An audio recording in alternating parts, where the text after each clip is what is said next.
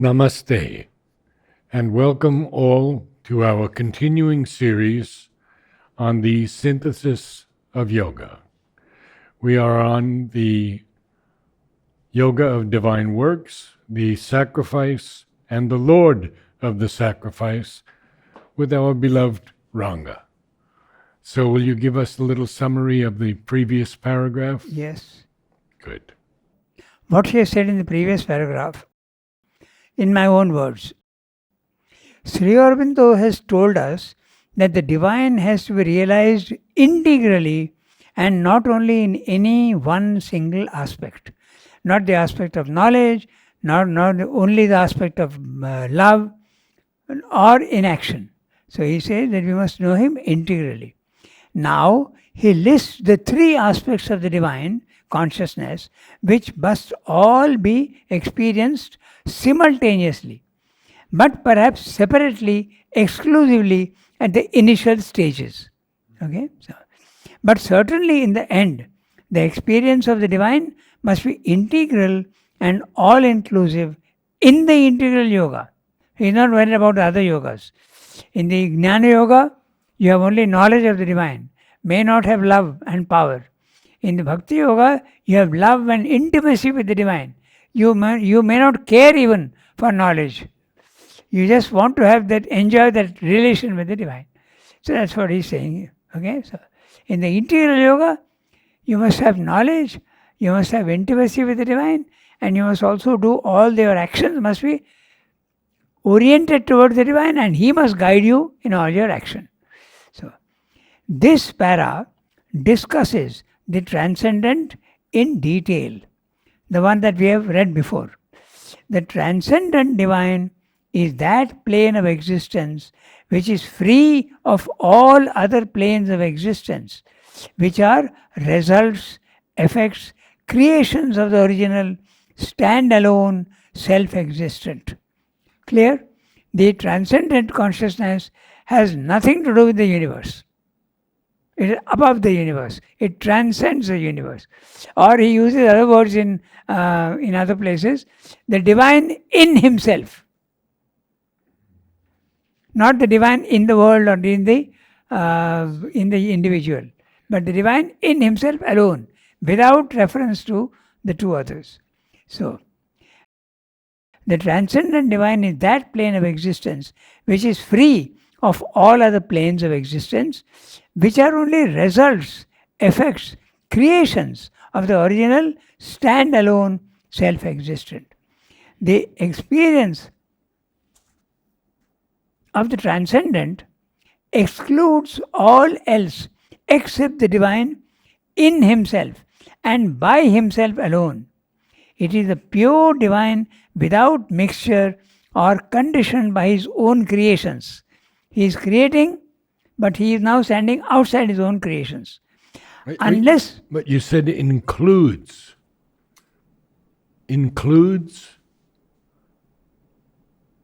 Excludes. Excludes. The experience of the transcendent excludes all else except the divine in himself and by himself. Yes. It is the pure divine without mixture or conditioned by his own creations. Unless this experience is realized, our knowledge of the divine is likely to be mixed, limited, personal, not the infinite self-existent. The transcendent is uncreated. It is the origin and cause of the universe, untouched by its own creations, which are the other two levels, cosmos and individual. So he is not bothered about the individual at that level, nor is he bothered about the cosmos. He is outside them. Could you just briefly share with us what's going on with this Webb telescope, exploring, finding all these different galaxies and... Is it a new one? Yeah. I don't have much knowledge about it, but it's at the physical level. They're exploring they'll never be able to know anything about the vital world or the mental worlds. Right. It's only the physical world, but it's an important development. It is, because it's thrown science back Yeah. to have to That's right. we discover everything. Interesting. But if the divine is creator of all these things, But note one interesting thing. If today you are discovering a planet or a star which was 1000 light years away, you are seeing that light, not the origin, but after 1000 light years. yes, yes. Even the sun, okay, the light is reaching us after 9 minutes. So we are not seeing the actual thing, we are seeing something that has gone by. True. So vast is the universe. Yes. Mother had written to Dmitri. Remember Dmitri? Yes, And he gave me what Mother wrote him. The light is everywhere. yes, The force is everywhere. yeah. And the world is so small. Yeah. That's exactly what we'll read in the next para. Right. So, then he's saying in the previous para, in the experience of the transcendent, there is a total disconnection with the world. Individually, one feels separated from one's own body, life, and mind. It is merely a witness stance, without emotion, without thought. It is experienced as infinite, eternal, immutable, and featureless. The oneness of the originating cause is concretely seen, and the world is seen as a result. The result is the manifestation of the one in the many, which is mutable, transient, and only apparent forms. But the experience of the transcendent must not become a permanent state, as the Mayavadins and the ascetic take it to be. The disconnection with life and matter must not become permanent in the integral yoga, because then it becomes sterile, mental knowledge, abstract, without application of power in the material world. The knowledge of the transcendent must become a dynamic, living truth in the physical world. It must be felt as a presence, uninterrupted, permanent, powerfully transformative of thought, emotion, and action. It must become a pervading, concrete, intimate, visible, inhabiting all things inwardly and externally. This is in the integral yoga. Sri Aurobindo is not satisfied with the exclusive yogas. The knowledge of the transcendent must enter into all the other knowings of the divine. So the transcendent must enter into the cosmic knowledge, into the individual knowledge. That's what he's saying. There must be an application of what you have known in the physical world. In other words, he is not rejecting the physical world. The others are rejecting the physical world as only forms and shadow play of the reality. They are only shadows. But we want not the shadow, but the original thing which is throwing the shadows. So they go there. But Sri Aurobindo is saying, no, even the shadows have a reality, and we are going to establish the divine presence even in the physical world, permanently. That's what he wants. So that's about the transcendent. Now we read what we are going to read today. He has given a lot of importance to the transcendent because most of the yogas do that.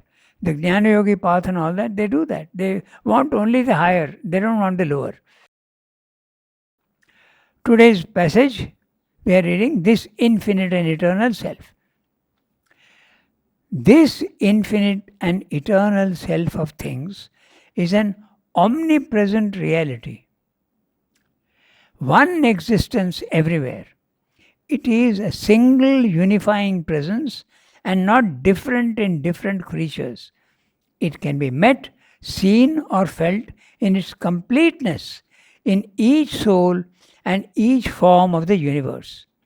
For its infinity is spiritual and essential and not merely a boundlessness in space and an endlessness in time. The infinite can be felt in an infinitesimal atom or in a second of time as convincingly as in the stretch of the eons or the stupendous enormity of the intersolar spaces. The knowledge or experience of it can begin anywhere and express itself through anything. For the divine is in all and all is in the divine. It's quite clear what he's saying.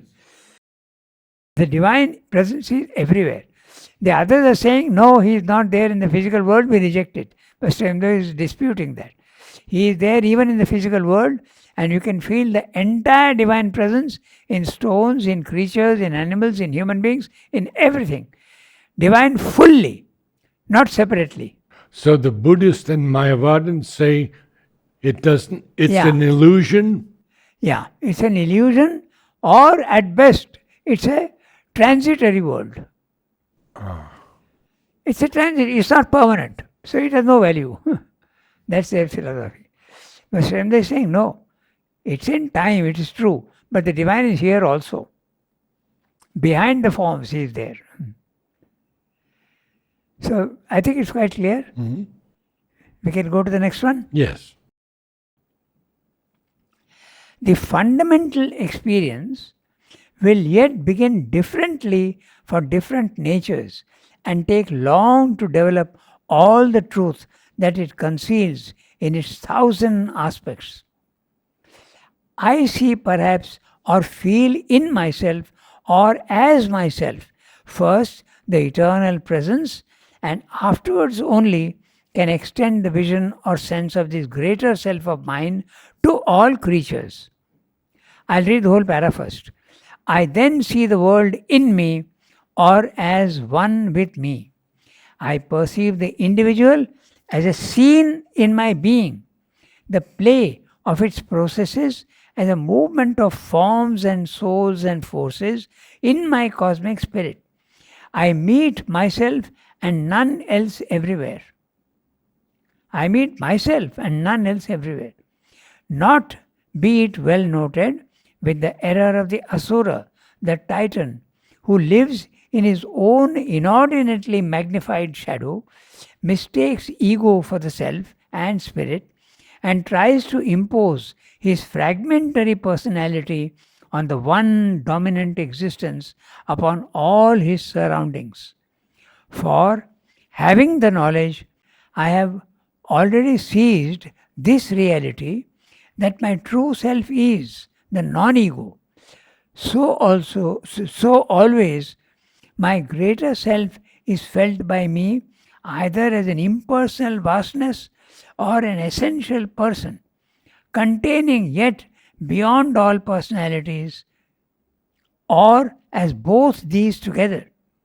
But in any case, whether impersonal or illimitable personal, or both together, it's an ego exceeding infinite. There's no ego in it. If I have sought it out and found it first in the form of it I call myself rather than in others, it's only because there it is easiest for me, owing to the subjectivity of my consciousness, to find it, to know it at once, and to realize it. But if the narrow instrumental ego does not begin to merge in this self as soon as it is seen, if the smaller external mind-constructed I refuses to disappear into that greater permanent uncreated spiritual I, then my realization is either not genuine or radically imperfect. There is somewhere in me an egoistic obstacle. Some part of my nature has opposed a self-regarding and self-preserving denial to the all-swallowing truth of the spirit. This whole para, he is describing the person who has realized the divine within himself. Okay, so because he says that each individual, even if you are doing the interior yoga, you can go along different lines. I may be more inclined towards knowledge. I may be more inclined towards devotion to the Lord. So it depends, each one. So that's what he's explaining. But ultimately, you have to see the divine in everything. You have to see the divine in yourself, you have to see the divine in the cosmos, and you have also to see the transcendental, the divine in himself without the universe and without the individual realization. But ultimately, you must be able to see the divine everywhere simultaneously. Normally, it's exclusive. The one who has got bhakti, the devotion, he doesn't care for knowledge. But if he wants, he can have it. But it is so satisfying that he doesn't want. Knowledge also is the same. So they reject the others. When you use the word see, can you also use the word feel? Feel is less than see, na? Less than see, Yeah. definitely. You can feel a presence, but you don't see the presence. If you see the presence, hear the presence, touch the presence, then it is 10 times more. That's what Srivastava wants. In fact, he says that all the senses must respond to the divine, even the touch. And he gives a lot of importance to the sight. Sight is very important. In fact, he says among the senses, the sight is the most precious. You can hear the divine also without seeing him. That's what happened to Sri Aurobindo in jail, not jail, sorry, when he was in Calcutta. Go to Chandranagar. He's only hearing a clear voice. Go to Chandranagar. But he knows whose voice it is because he was being guided constantly by Sri Krishna. So he says, I could recognize the voice, he says. And then again, second time, go to Pondicherry. Right. A divine command. Yes. And he does it without any hesitation at all. So they say you can start anywhere, but ultimately you must know the divine integrally. So we'll read the para because we'll identify the words. That's the most important thing. This fundamental experience. And what is that? That the divine is there everywhere. Okay. So the experience of the self in its many aspects are listed here. Okay. So the transcendental experience, how you can have, and there are different ways of experiencing that. The fundamental experience will yet begin differently for different natures and take long to develop all the truth that it conceals in its 1,000 aspects. So for a long time you won't have, if you go only through knowledge or only through bhakti, it's okay. But ultimately to get all, it takes a long time, he says. Now he's saying, I see perhaps, but he's not referring to himself. He's just giving an example. Okay, I see perhaps or feel in myself or as myself first the eternal presence, and afterwards only can extend the vision or sense of this greater self of mine to all creatures. In other words, first I see the divine in myself, and afterwards I see the divine in others also. So that's a cosmic, and there is the individual. But it would seem to be that that's the way. Pardon? That is the way for most people, to see For it most first people, in themselves. yeah, the first is what you see within yourself, Yes. or you see in the universe. For some, they see in the universe. Okay, and there also it can be personal and impressive. Personal, he has given all the different cases. So I see perhaps or feel in myself. So both are possible. I see perhaps or feel in myself or as myself. You feel the divine to be yourself inside you. So, three cases. I see or feel in myself or as myself. First, the eternal presence, and afterwards only can extend the vision or sense of this greater self of mine to all creatures in the universe. I then see the world in me or as one with me. So this is a cosmic consciousness when you are extending it outside. First he speaks about himself, the individual experience. Now he is speaking about the cosmic consciousness. I then see the world in me or as one with me. I perceive the universe as a scene in my being, the play of its processes as a movement of forms and souls and forces in my cosmic spirit. Everything is happening within me. So, in my cosmic spirit, I meet myself and none else everywhere. So, whatever I see, it's myself. But this myself is the divine myself, not the ego. ego. That's exactly what he's Right, explaining now. Right. Okay? You have to use words, so you have to say myself. But that myself is the divine myself, you have realized. Okay. I meet myself and none else everywhere. Not, be it well noted, with the error of the Asura, the Titan, who lives in his own inordinately magnified shadow, mistakes ego for the self and spirit, and tries to impose his fragmentary personality on the one dominant existence upon all his surroundings. So, the Asura and the Titan are also beings of great power. They usually live in the vital world. I've just read about it. In the mental world, the Asuras have no power. They can only influence.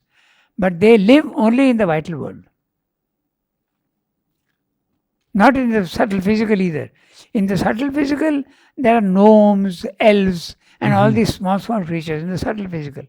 But in the vital world, Asuras, Titans, Rakshasas, Pisachas, all sorts of. So, and the Asuras are usually in the vital mind.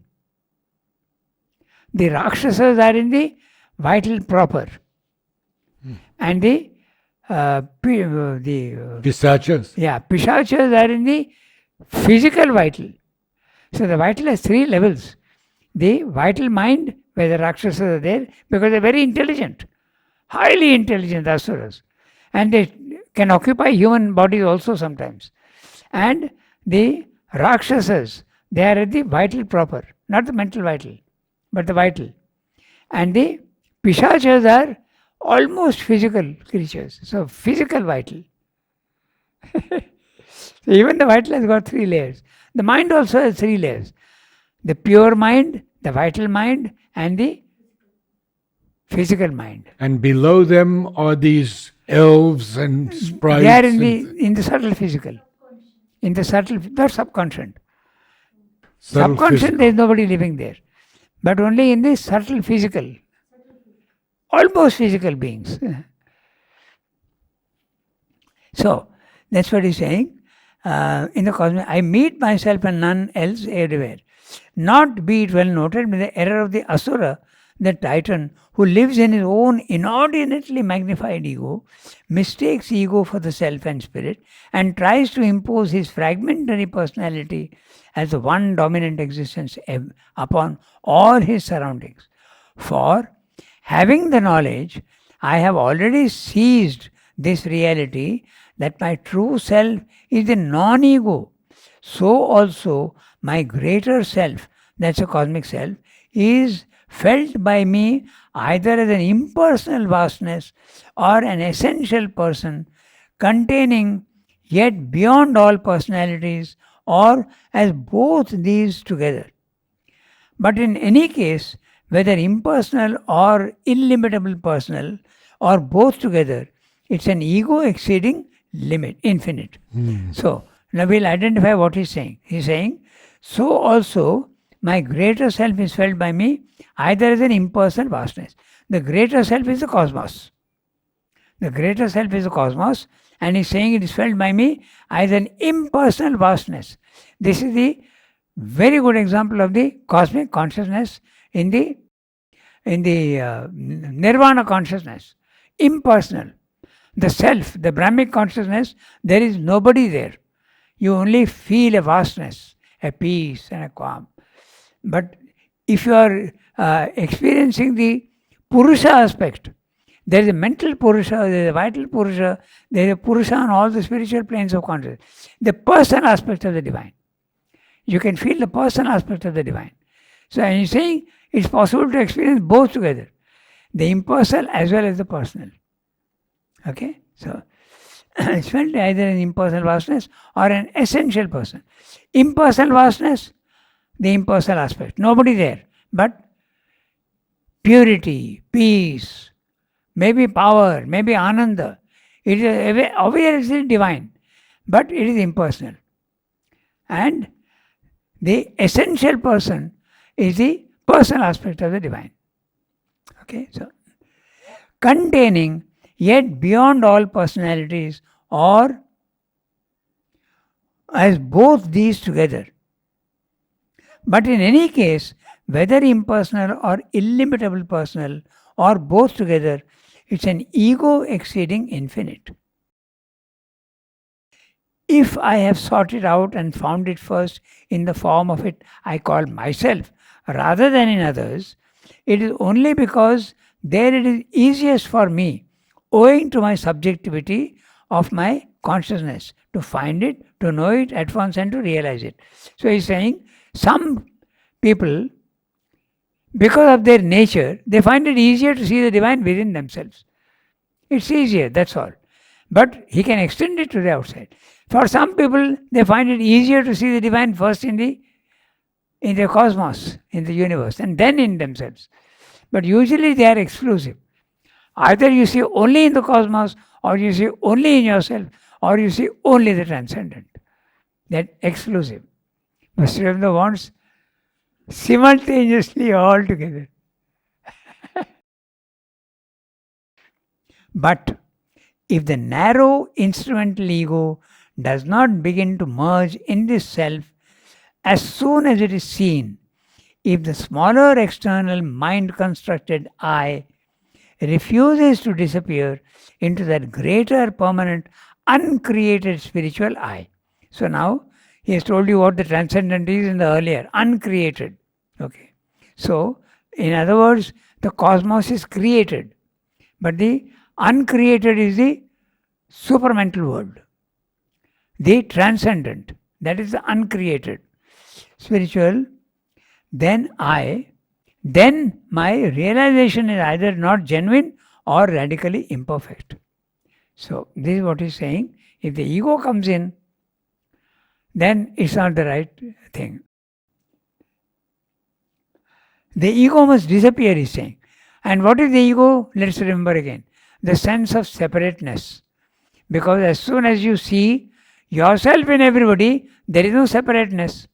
Or everybody in myself, there is no separateness. So ego is not there. But the moment that is not there, then the ego is there. And if ego is there, the experience is not genuine. There is somewhere in me an egoistic obstacle. Some part of my nature has opposed a self-regarding and self-preserving denial to the all-swallowing truth of the spirit. So I'm not quite getting that line. The last one. Yeah, has opposed.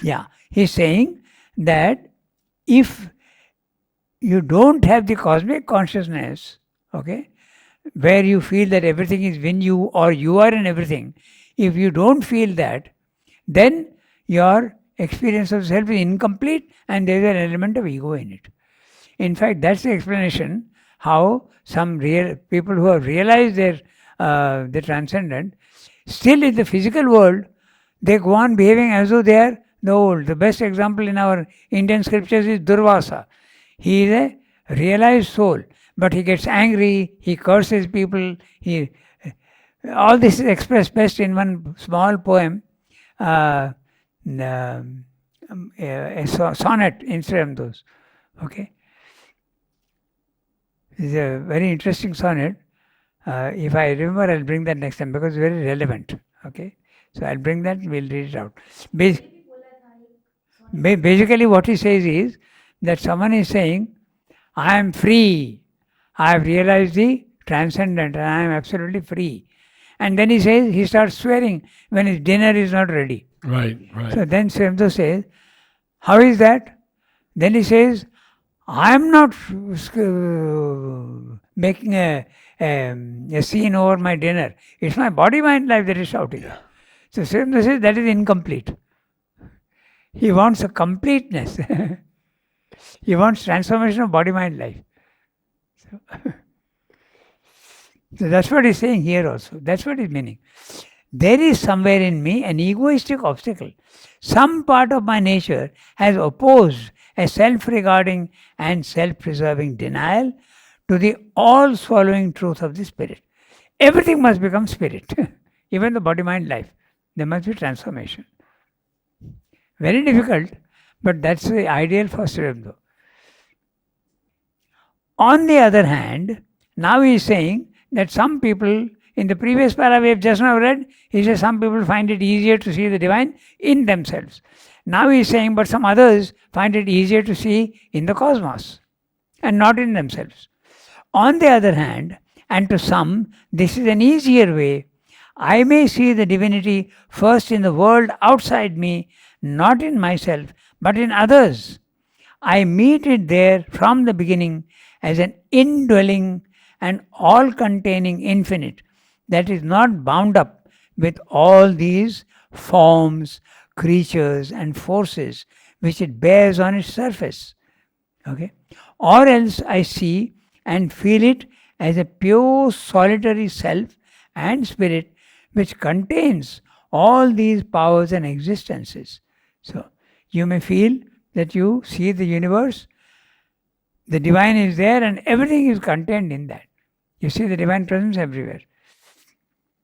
And I lose my sense of ego in the silent omnipresence around me. So many experiences are possible. Afterwards, it is this that begins to pervade and possess my instrumental being. Instrumental being, body, life, and mind. And out of it seem to proceed all my impulsions to action, all my light of thought and speech, all the formations of my consciousness, and all its relations and impacts with other soul forms of this one worldwide existence. I am already no longer this little personal self, but that with something of itself put forward which sustains a selected form of its workings in the universe. So he's saying that you could begin with the other. You see the divine in everybody else, not in yourself. And later on, you may feel it within yourself, and then all your actions and everything, you will see that it is originating from the divine, not from yourself. It enters even into your instrumental. He says body, mind, life. It is at a very high level. It's not a normal experience. So we'll do one thing. I'll read out the summary of what he has said in other words. So it may be, as stated earlier in the last para, some persons experience the cosmos within themselves. But in some other cases, the cosmic divine can be experienced outside oneself in the physical world and also in other individuals. I see the divine in stones, in creatures, in storms, in everything I see, in the events. The divine presence can be felt or seen as indwelling in everything, but also as containing everything, yet it is not in any way bound to these external forms in the universe. So you can see the divine in everything, or you will see everything in the divine. So there is a cosmic consciousness in two ways. You see everything contained in the divine, or you see the divine contained in everything. So there are two aspects to this cosmic consciousness. But yet you will see that he is not bound. You may see the divine in the stone, or in the animal, or in the human being, but he is free. He doesn't need to be bound by the body, mind, life, or the form, outer form. So, in other words, it can be cosmic in a double sense, indwelling all, but also containing all, and at the same time, the transcendental. Again, the divine presence can be felt or seen as a pure solitary self. That means the personal aspect, which contains everything, and in this silent omnipresence, the human ego disappears. Later, the divine presence can be felt as entering and possessing the outer nature of body, life, and mind. But now, my thoughts, emotions, actions are not produced in the old instrumentation of body, life, mind, but seem to emanate from this new divine presence which has invaded and occupied my being. It feels like the earlier ignorant body life mind has now become the divine origin of individual but not egoistic, all thoughts, emotions, and actions. So, in other words, you can feel the divine entering into you and completely changing all your thoughts. And now your thoughts are not yours, but the divine thoughts coming out, divine emotions. Obviously, it's a very, very high level of, because usually the body mind life is something seen as mechanical, unconscious, like a machine.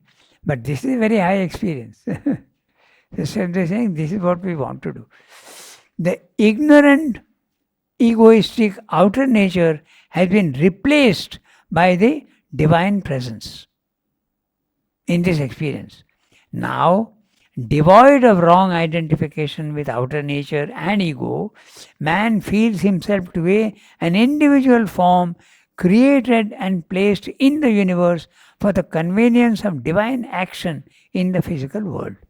So you feel yourself, you are a center in the universe, you are a center where the divine is acting through you. So you could almost say that this is the avatar. It's obviously not a very common experience. So the time is nearly 6:40, and since Yuan he's there, yeah. He said, page 877.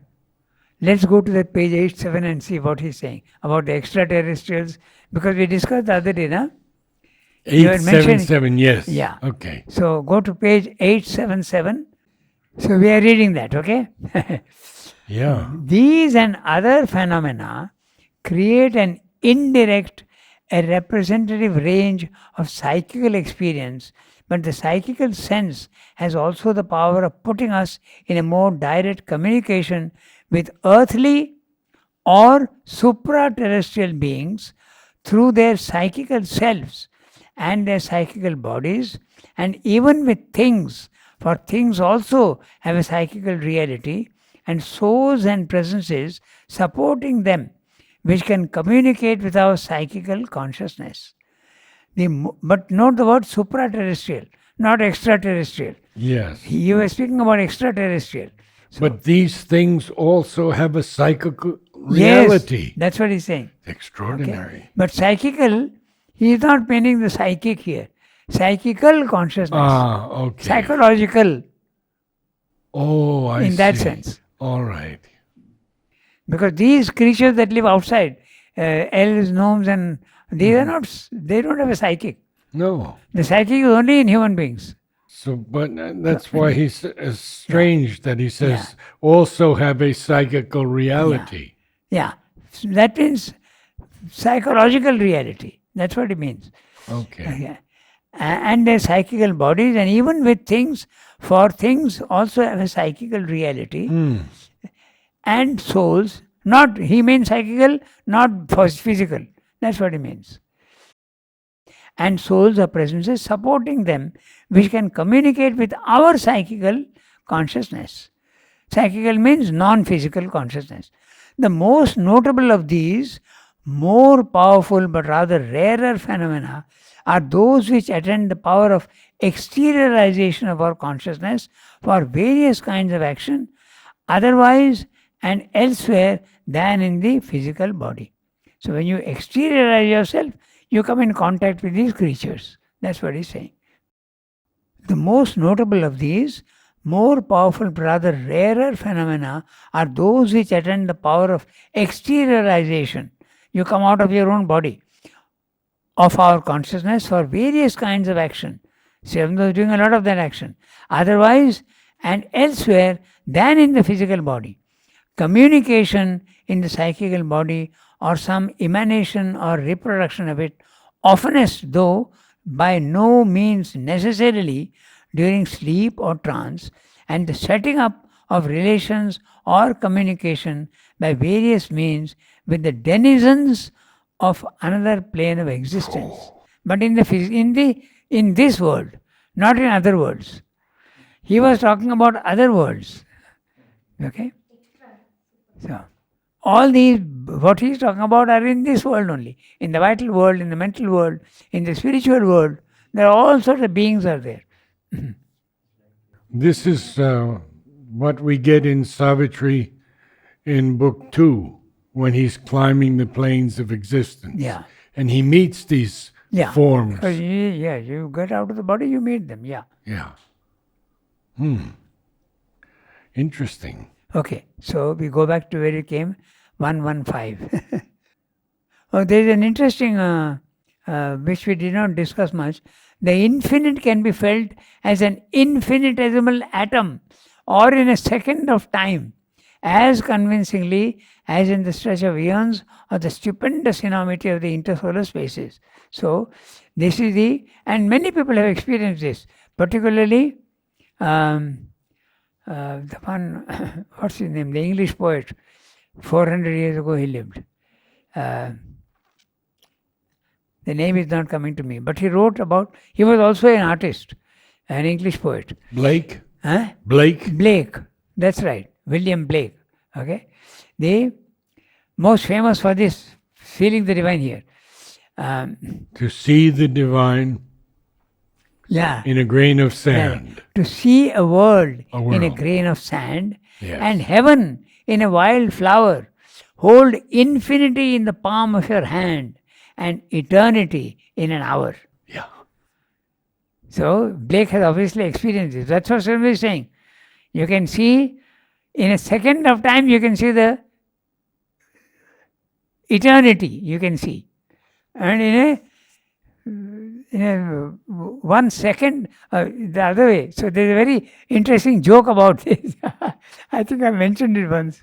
Okay, so what is 1,000 million years for us is but a second for the divine. And what is for us a huge, same thing. What is for us a huge thing is for him a pittance, nothing at all. So when one person hears this, he says, I'll make a request to the divine. I'll pray for, Lord, only I want from you only 1 naya paisa. Meaning I want millions here. Yeah. So the divine answers him, just wait for 1 second. Very nice. So that's the joke which gives us. Okay, we stop here. Namaste all.